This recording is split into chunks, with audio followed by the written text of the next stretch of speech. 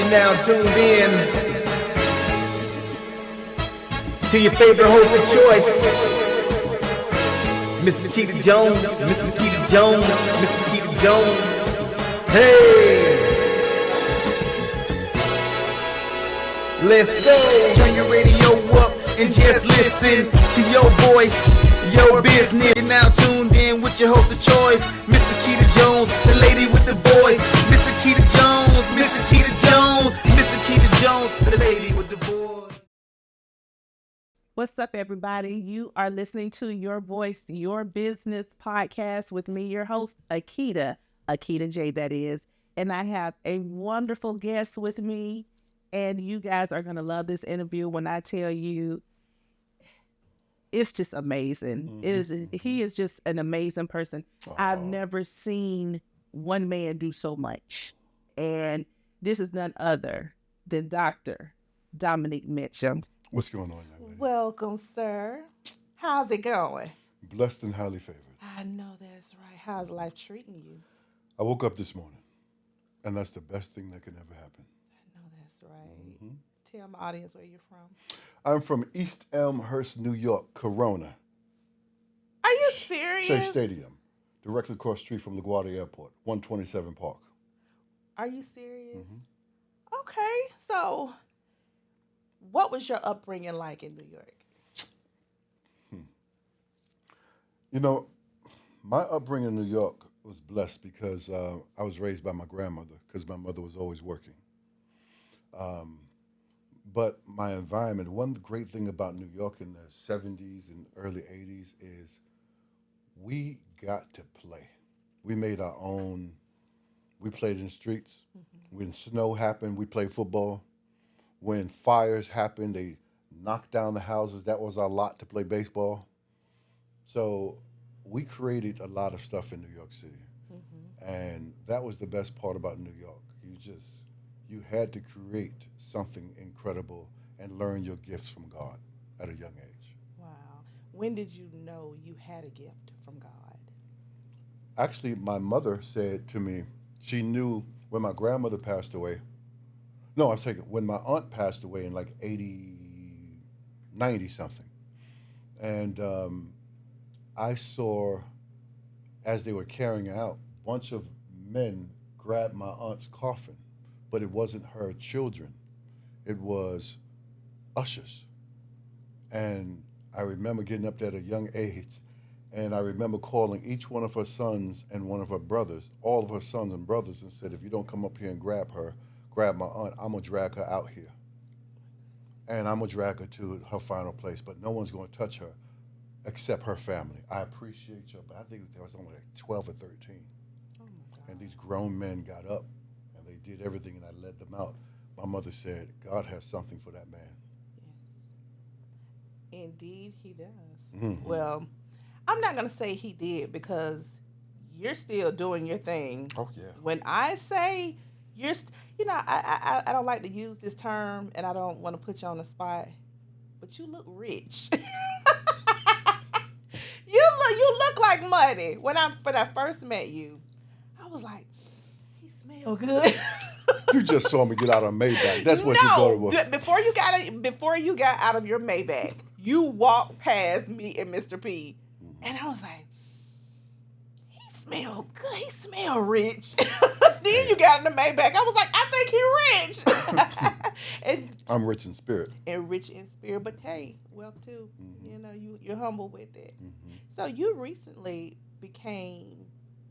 graduated from college with your doctoral. Am I saying that? It's honorary. Okay. I have 2 honoraries. Okay.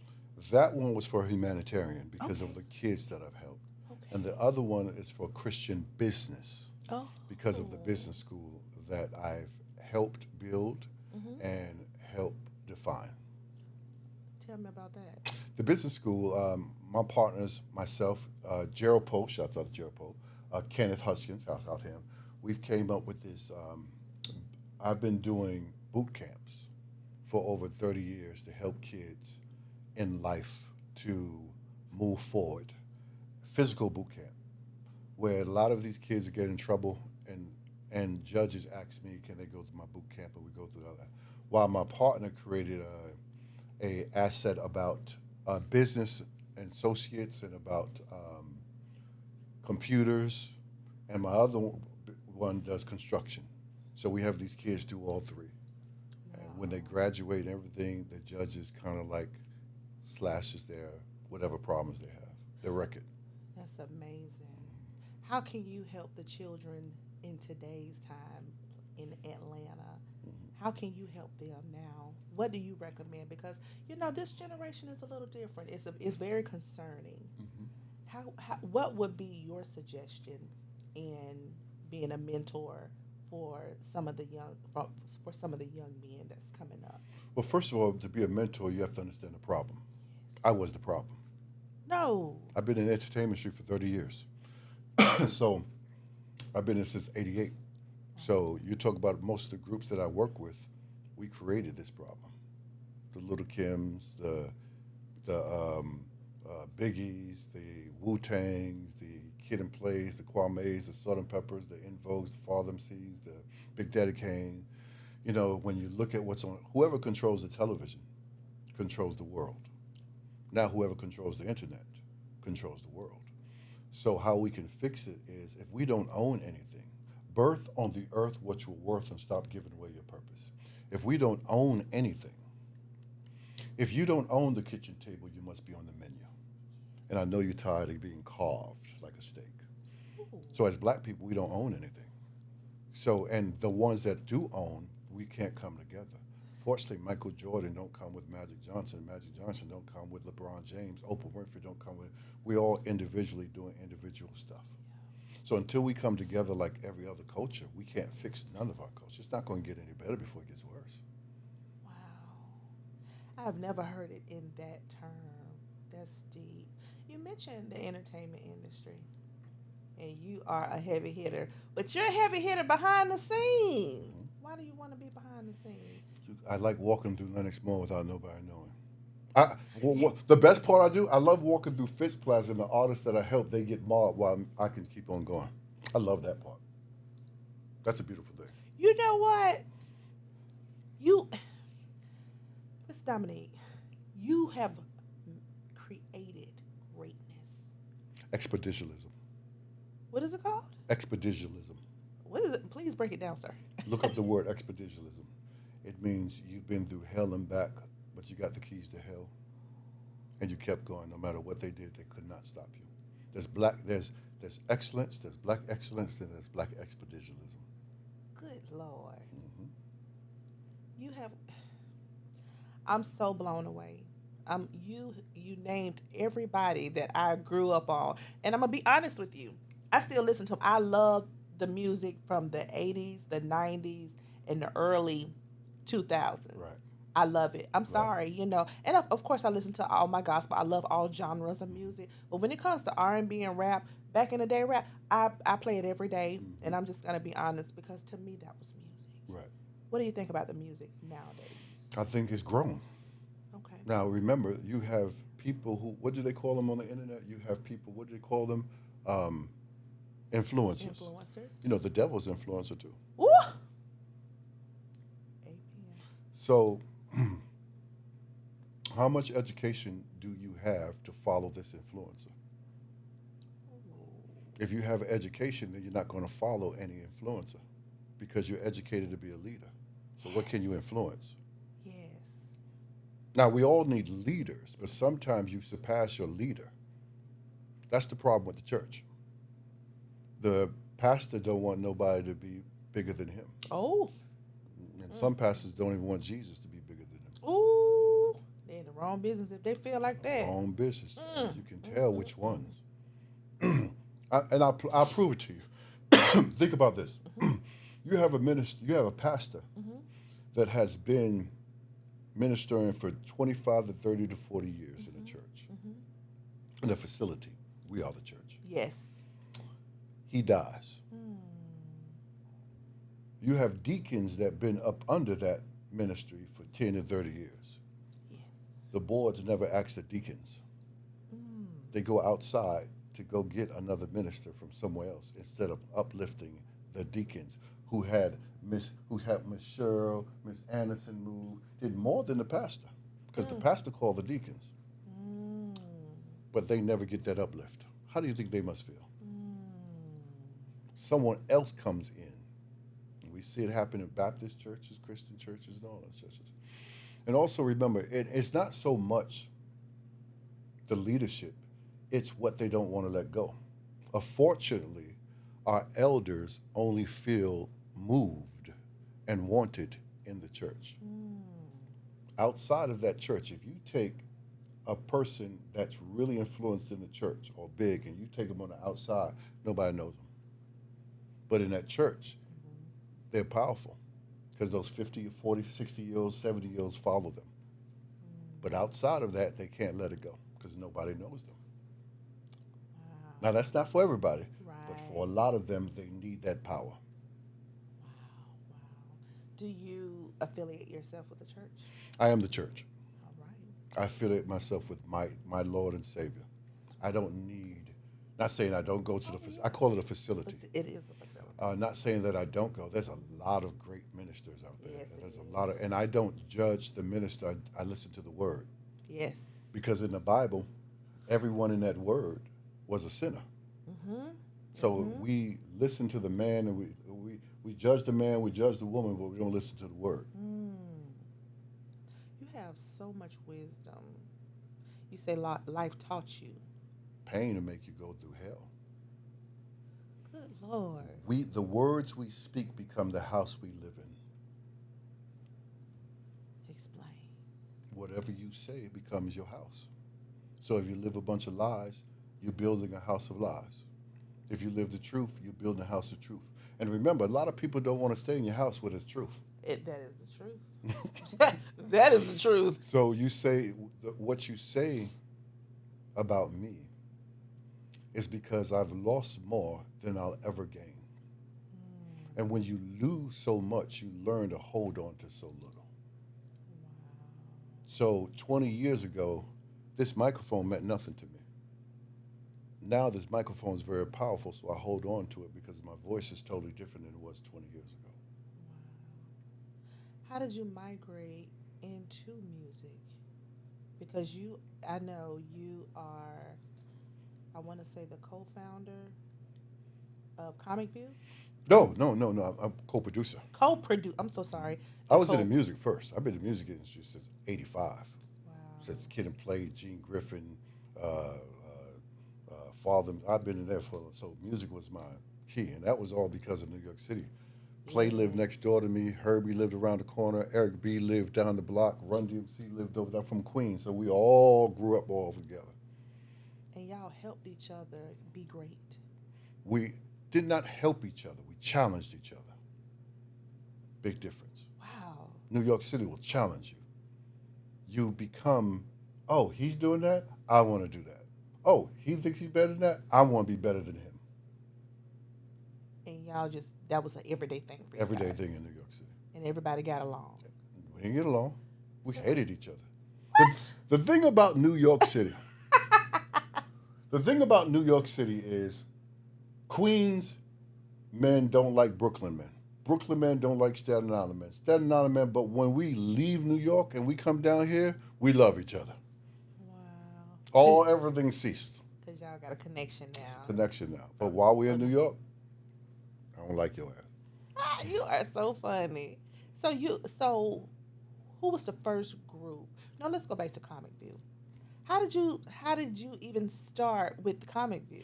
How did you get into that? Because that's big. Comic View, they need to bring that back. You need to. We got some things coming. I appreciate you. The right way. I was blessed to get down here about 94, 95. Okay. And there was a club called Flavors. Flavors was one of the first. Shout out to the Bradleys, Terry Bradley, the Bradleys, Brantleys. And Flavors started everything here in Atlanta. There's no artist.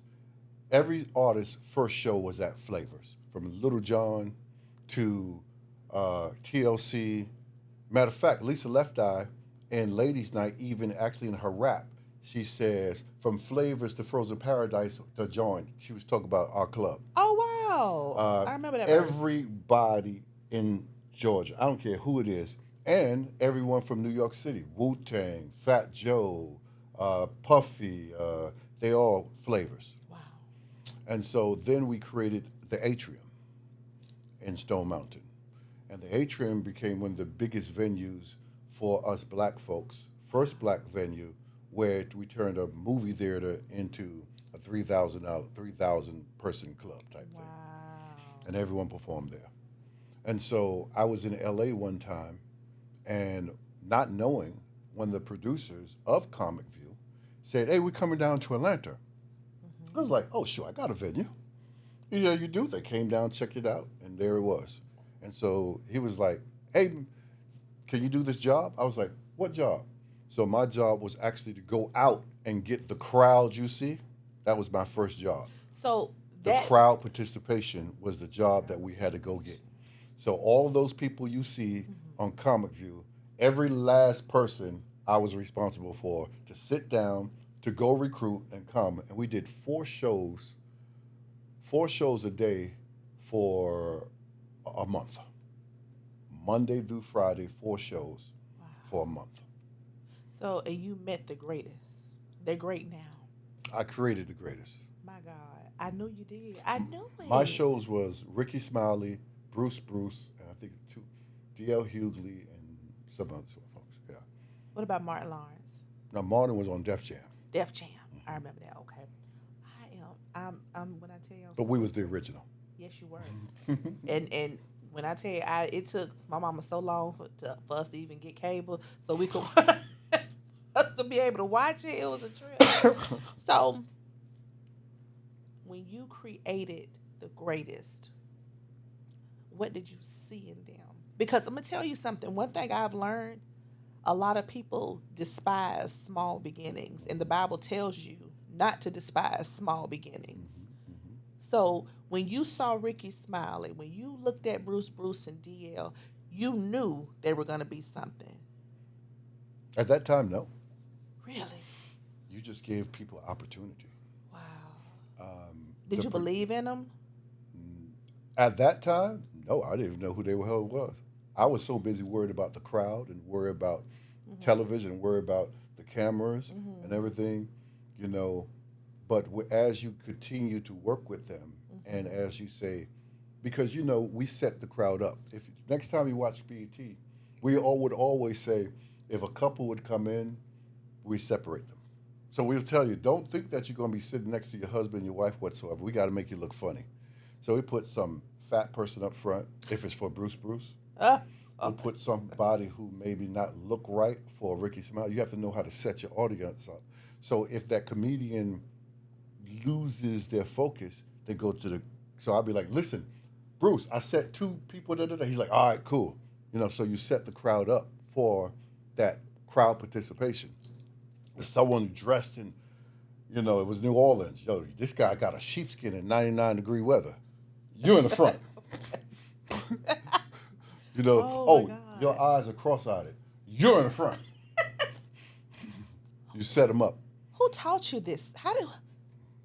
No one taught us, just one of those. So you are naturally, you were born, that was a gift you have the gift of creating.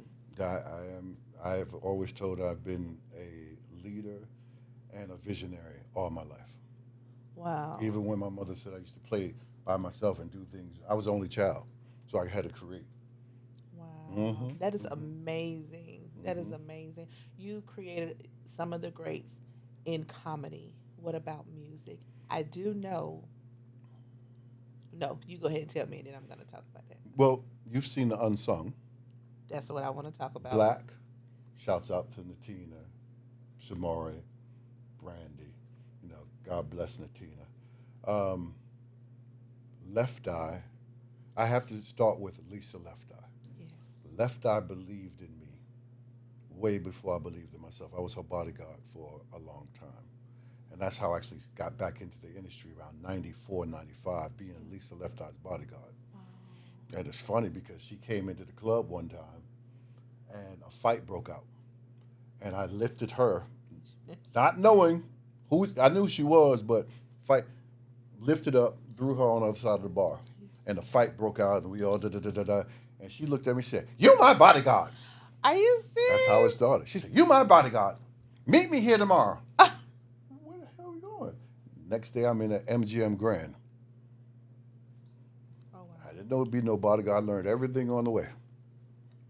Wow. Then she took me from there and say, "You're Blaque's bodyguard." So next thing I know, we're on tour with Unsung and at Soul Train. Oh, my goodness. Good Lord. So divine purpose, actually. I tell people, no matter what happens, nobody can stop God's purpose for you but you. I agree. And 95% of the time, we stop our purpose. How is that? We get in our own way.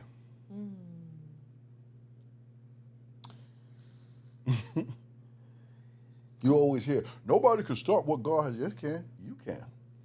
Start preaching to me because I'm trying to do better. I'm trying to do better. I tell everyone that I mentor, I can bring you the opportunity. I can facilitate the opportunity, but I cannot facilitate the determination. Absolutely. And if you don't have the determination, and I created the opportunity, and you don't have the determination, I'm creating welfare. You're right. 100%. So tell me about I know you were the bodyguard for Blaque, but then you transitioned into Road management. The road manager and the producer. No, not the producer, just road manager. Okay. I can't take nothing away from, first of all, Natina wrote a lot of those songs and produced a lot. She was incredible for Blaque. Yeah. Wow. Nobody sings like Shamari. Nobody. And Brandy is just so incredible when it comes to what she brings to the group with her harmonization and her singing. Brandy can sing herself too. Yes. But the love and the compassion that those girls have for each other is just to this day. Really? So, yes. Yeah. Amazing. Oh, wow. So the Unsung, what was it like behind the scenes working with them? First of all, it was great to see some people you haven't seen in years. It was wonderful to hear everyone's individual stories that you did not know. And it was, I think today is the biggest viewing. You understand, those girls been through hell. I can break down Blaque's whole life story like no other group whatsoever. We got time. You have a group that work with some of the biggest artists in the world. First of all, Lisa Left Eye stamped you. Then she brings you to Tommy Mottola. He stamps you. Then they put you up under Trackmasters at the time, the biggest production company out of New York City. Then you're managed from Johnny Wright, who manages at that time Britney Spears, NSYNC, Backstreet Boys, New Kids on the Block, and I can keep on going. Wow. Okay? Then you travel the world and you go platinum and you open up for NSYNC. Your first show is Soul Train. Wow. Then you open up for NSYNC at the MGM Grand in front of 60, 70,000. You tour all over. Then you do a movie. Wow. Bring It On. Bring it, yep. Bring it on. I seen it the other night. I like it. Then you travel all over, then Lisa dies. Ooh. Your whole world is shot. What do you do now? The person who is the lead of your whole life is now gone. So now you have to bring it on. No pun intended. Like, okay. Then everything falls, and then Missy comes and picks you up and brings you Sylvia Rome, and then you start working, and then everything falls down again. How do you keep moving? Now, that is unsung. Wow. Those girls are still moving to this day. Yes, they are. Shamari is a beautiful wife. Yes, she is. With Ronnie DeVoe. Yes. Brandy's a beautiful woman married. They still touring. They still give love to Natina. Yeah. What can you say? Wow. You can learn a lot from that. Yeah, and what's so funny is they still look good. Look beautiful. Just beautiful. Like, I don't know, Shamari, she aging backwards or something. Her and Brandon. Okay, I Okay. saw her. I saw Shamia on Real Housewives of Atlanta, and I know she mentioned something about working with Candy. I think that'd be amazing. That would be wonderful. That would be amazing. Because Candy, who's an incredible writer, she wrote TLC's biggest hit. See? So, yeah. If you put that together, man. What about a showcase? Of what type? I would say new artists and, up and coming artists, people that some of the artists that don't have a voice, say for instance, that can't get on podcasts without being charged or can't get in front of producers or, record labels. They can be put in front of you because people that know people. You can make them amazing. You can make them great because they're hungry, and do a showcase calling all artists, We used to do that. Really? It was a showcase we did for 15 years called Who's Got That Vibe at Cafe 290. And we did it for years, and it was wonderful. Problem is today, these kids don't listen.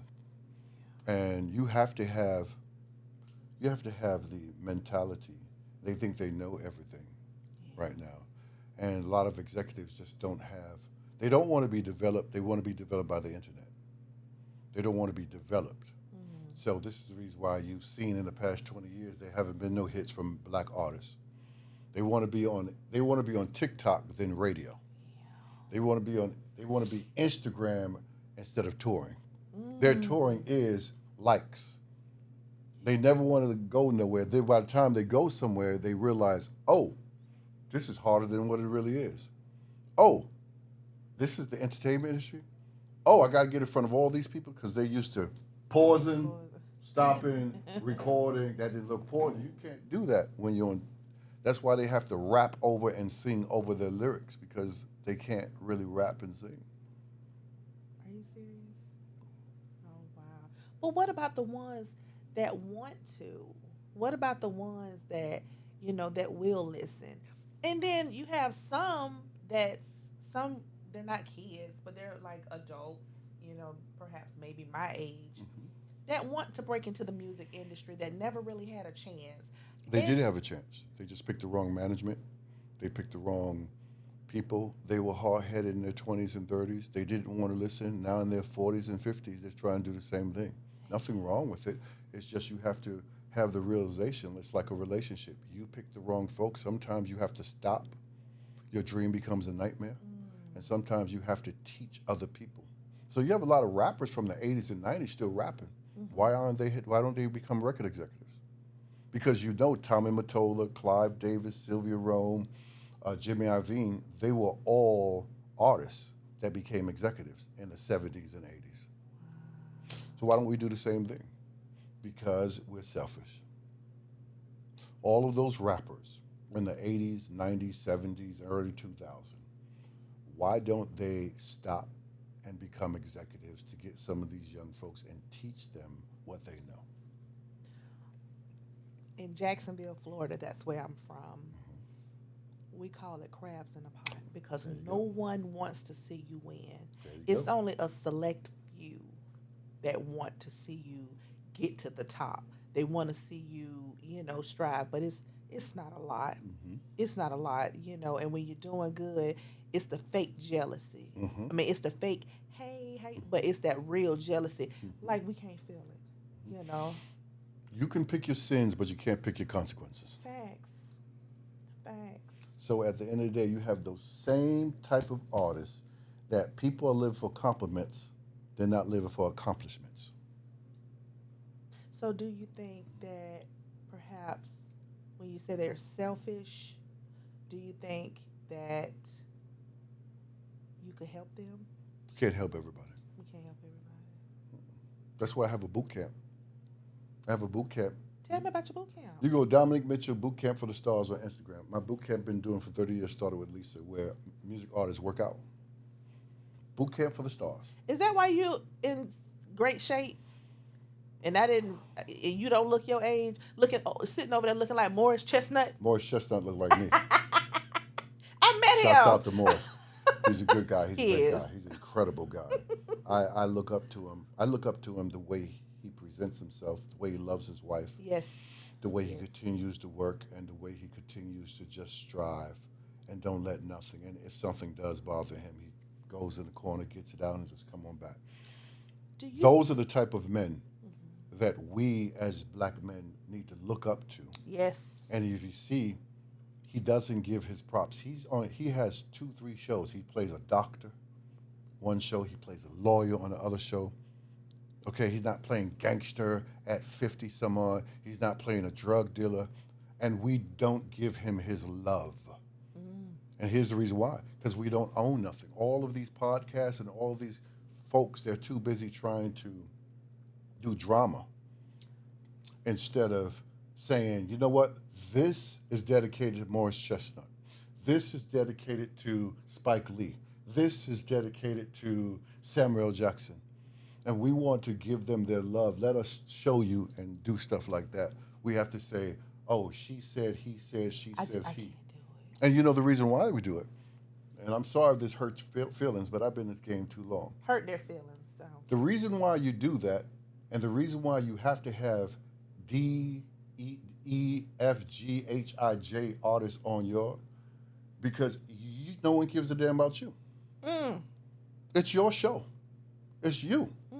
So why you have to have someone else come on and talk about somebody so other people can listen, because you ain't doing nothing. Ooh. If you was interested, people would come on to see you, not come on to see who you're talking about.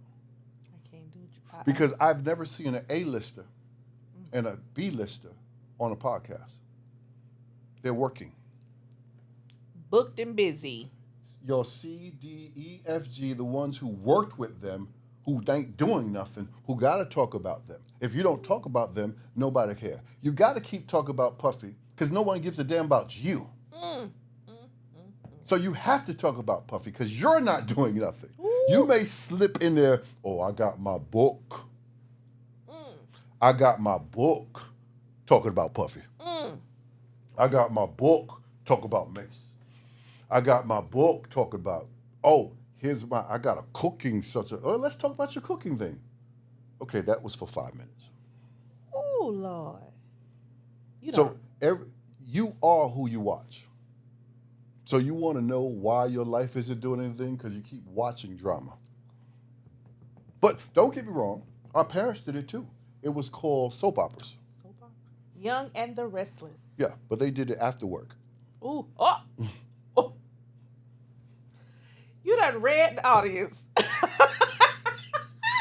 Wow. Oh, my God. You got them. That's one thing I don't do. I don't do mess. I don't do drama.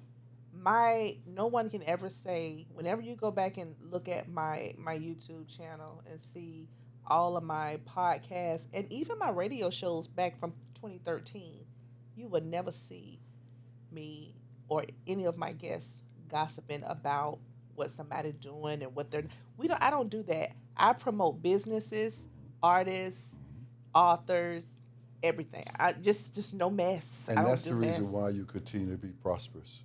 I want to see people win. But remember, there's more drama than there are people in life. So you have to understand that part right there.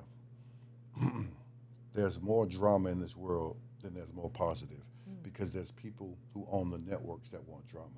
We live in a life of negativity. Yeah. Once we get through that, you're going to understand what life is. Doctor's job is they don't make money unless you're sick. Lawyers don't make money unless you're going to jail. Jails don't make money unless the police put you in jail. Okay? You have to understand, news don't make money on positivity. Every time you watch the news, It's always something bad. they don't make money. We live in a world of negativity. And no matter where you walk around this world, when you get a check, taxes come out. You take that same check that taxes come out, you buy food, that taxes come out. You take the same check and you have to go online and pay bills where taxes come out. Not only taxes come out, but when you pay your credit card, they charge you for that. That same check. Same check. You want to buy a car. You got Avalon taxes, you got state taxes, you got this taxes, you got luxury taxes. Wow. So no matter what you buy your boots, there was taxes. Don't get on my boots. Listen, I'm a very economical person. I just went to the thrift store yesterday and bought this for like $6. And there was $10 tax, 10 cent tax on it. I guess. Yeah. So yeah. I guess. Yeah. So this is when I tell you this. You done took me to school. Oh shoot. You done took me to school. Mm-hmm. And I've learned so much, and this has been good. This has really been good. So, your different struggles, how do you handle adversity and negativity when it comes your way? Because we're human, it comes, but how do you handle it? Don't tell me what it is, but how do you handle it to teach people, because you are to be admired, and you're inspiring me. You know I'm going to call you next week. Hey, I want you to teach me something. I get 25 phone calls about that one. I know. It's okay. I told you I've lost more than I've ever gained. So there's nothing that you can hit me with that I've never seen or been through. And you got to remember this. For good people and great people, you're not the problem. It's who you're helping. Every day you wake up, you're just fine.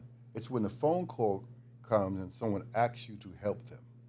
They ask you to help them, so they're bringing their drama into your life. So the only ones you can actually help are the ones that listen. If they don't want to listen, you can't help them. It's like a relationship. So many women and so many men get in relationships, and it's off-sided because this person's here and this person's here, and they're always going through drama, and you're trying to help this person, and it just gets taxing. You can't help everyone. How do you feel about married couples being on reality shows? How do you feel about that? Oh, very simple. Look after that reality show, they're divorced. That's the question and answer. That every couple that's ever been in a reality show is divorced. Yeah, it makes me sad. No, don't be sad, because if they were close, they wouldn't be on a reality show. You want to be seen. I would not ever do a reality show, because, you know how the Bible say there's a thorn in your flesh. He gave Paul a thorn in his flesh. See, my thorn is fighting, and I throw hands for real. I don't do that mess. I love peace. I will help anybody I can. I don't have to be your friend. But drama, I can't do it. Reality shows, there's different levels for reality shows. I want to do something positive. People ask me, should they go on this reality show? Let me tell you what a reality show is for. Okay. Music artists who are older, or music artists that need to boost their career back. You used to be in the spotlight. You was in the 80s, you was 90s, 2000. Time passed you by. Now you're ready to get back. Your older fans can see you, and the newer fans can know who you are. That's like a Lil Zane. Lil Zane. Right. That's perfect for him. Okay. Perfect for him. Because, first of all, Lil Zane never fell off because he's been in the movies. Sure have. Eddie Murphy, all this other stuff. He's been winning. But the younger kids didn't know who he was. So this helps him, and then when they go, they're like, oh, so it worked. What's not good, and I'm not going to say it's not good because it has worked for a lot of people, for the ones that are not known, and you just jump on a reality show. Now you have known for mess. And when that reality show is over, and you're no longer, now you're stereotyped. And I think this is the reason why you've never seen a reality show superstar, or if you want to call them that, in a movie with Denzel. A-listers. Oh, Lord. Like, period. And you ever seen one on with Hollywood Walk of Fame? Yeah. Because there's a difference between actors who went to school, did their thing, then you just jumping on there acting crazy and fighting, and you're on TV. And that's been, think about it, we've been doing this for 15 years now. A long time. People don't realize the first reality show, She's still on reality show. The Real World. I forgot the young lady. The black girl from The Real World is actually, she's acting now. But Tammy. Tammy. Tammy is amazing. Tammy's been 31 years doing reality shows, and she has been working it. Now she's on television acting. She is. So I give her props of the growth. Yes. And that's a long time. Tammy been through hell and high water. And she looks so good. Like, everybody still look freaking good. I mean, that's what they drinking. I want to drink. Well, I wanted to play a game, but I'm kind of scared a little bit because you're so serious. Okay. We're gonna play a game called What's Your Preference? Coffee or tea? Tea when I'm sick. Real plants versus imitation plants. I plant all day. That's what I do. I love being in my garden. I love cutting my grass. I love planting. I love banana trees. I love palm trees. I love elephant ears. So planting. Are you serious? You go to my house, you'll see nothing but plants all over. Wow. Popeyes or KFC? Neither. What's your favorite food? Now, my favorite food is actually salads, but I used to love lasagna Okay. and fettuccine. What can you tell me about yourself that's a fun fact that nobody knows about you? You just said I'm too serious. But you so business, like you sit up straight and everything. You see how I'm leaning? A fun fact. May not be fun to other people. It might be. A fun fact that someone don't know. I don't know. I couldn't tell you that. I love riding three-wheelers. What's that? Trikes. Oh. And Music. motorcycles. Oh, riding. Riding. Okay. Trikes. That's fun. So you like the slingshots? No, that's like slingshots like for old people. Because you're not old? I'm not old. No, you ain't close to old. Okay, good. But I retired from motorcycles a long time ago. Why? So I only get on three-wheelers. Why? I've seen too many of my fellow partners go down. Gotcha. Especially in the rain. Gotcha. So you can't slide with a three-wheeler in the rain. Oh, yeah. Yeah, you're right. What's next for Dr. Domonique Mitchell? Land development. Yeah. Yeah, we're into land development now, working to build some schools for our kids, Okay. creating another Job Corps Okay. worldwide, and just doing stuff for the younger generation where we can actually control the environment. As I said earlier, we don't own nothing. So until we start owning stuff, you can't complain about how things work when you don't want to own it. You just want to jump on. We went from MySpace to Facebook, from Facebook to Twitter, from Twitter to Instagram, Instagram, Snapchat, Snapchat to YouTube, YouTube to TikTok, and how much do you own and how much have you monetized? So if you don't own it, like I said, you must be on the menu. So if we continue to jump on their platforms, how do you complain? Oh, Spotify is on the break. Well, build something. How you going to complain and you're paying rent to them? And how you going to complain and you jump on their platform? They can pay you what they want. It's theirs. If you don't like it, don't go on it. Right. There's a difference between us. As black people, when you work with another black person, they have something, and something don't work, you will destroy them on the internet. That is so sad. With those It's white so folks, true. if did they say you don't pay your bill whatsoever? They threw me off of Facebook. I'm on Facebook jail. Then when they're off, you don't say nothing else. You just jump right back on. Oh, I'm back on. Wait a minute, you didn't say nothing about them, what you said about this company. So we'll destroy our people, but won't destroy no other company. We won't say nothing about Versace. We won't say nothing about Polo. We won't say nothing about them, but we say something about Ken's clothing line. Why do you think that is? Slavery. Woo. We're only two. We're only 2 generations from slavery. Your mother was Jim Crow. Her mother was slavery. So what you think you learned from? We're the only generation. We're the only culture that does that. It's sad. Like So we just relationship-wise, that's where we came from. Whippings. That's where we came from. These big gold chains. Slavery. So when me and my brother Ken, we teach relationships, the first thing that we always go back to the women is we're 2 generations from slavery. Your mama was taught from a slave. So how you think you was taught? I was taught from a slave.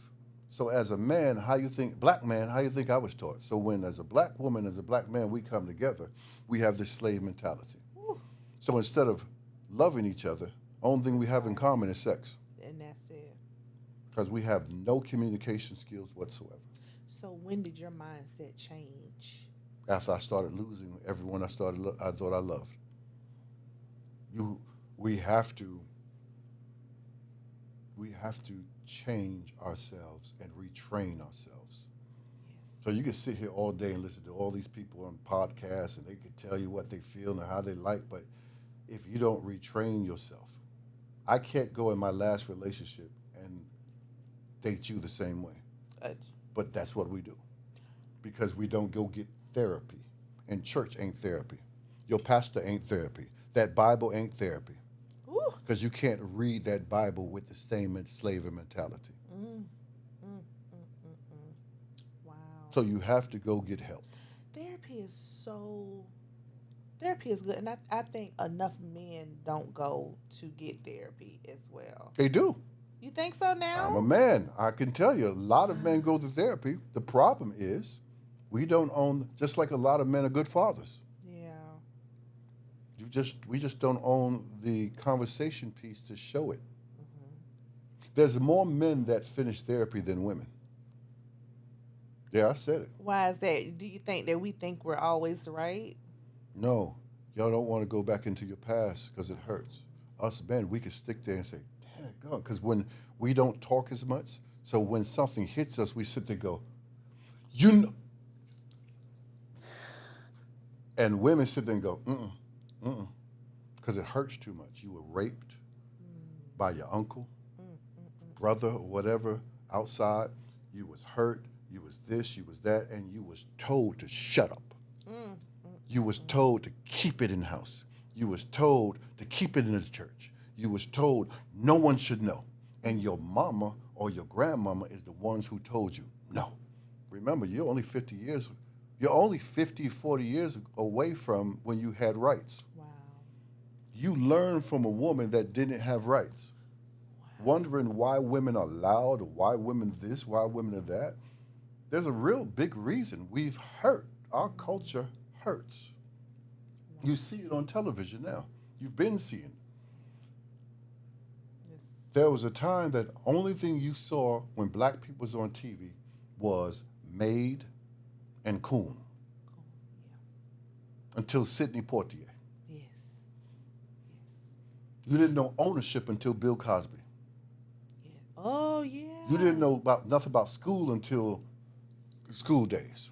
School Days, Lawrence Fishburne. Okay. You know, Spike Lee. So every 10 to 20 years, here we come with something, but there's more worse of the worst than there is good. And their job is to make sure that the majority don't. They would rather give a black kid $100 million, knowing he's going to self-destruct, but he's going to take 27.6 million black kids with him. Wow. So dress like this, look like this, feel like this, do this, and all these kids with no fathers and no son are going to do it. We're the only culture that does that. But every other culture follows us. We're an amazing people. We are. But we have to know that. I wish we knew that. Mm-hmm. I wish we knew that. I don't want to let you go. Well, I heard that before. You know what? Look at you. I bet. Well, of course, my time is up. Mm-hmm. And I thank you so much, Dr. Domonique Mitchell. Amen. DOMONIQUE Mitchell. How can you be reached? What is your handle? They can reach me through you. You heard that, and y'all know how to reach me. Thank you so much for doing my show, Your Voice, Your Business podcast. Mm-hmm. Thank you so much, everyone, for listening to Your Voice, Your Business podcast. Until next time, same place, every Tuesday on YouTube. All right, guys, take care. Miss Aketa Jones, the lady with the voice.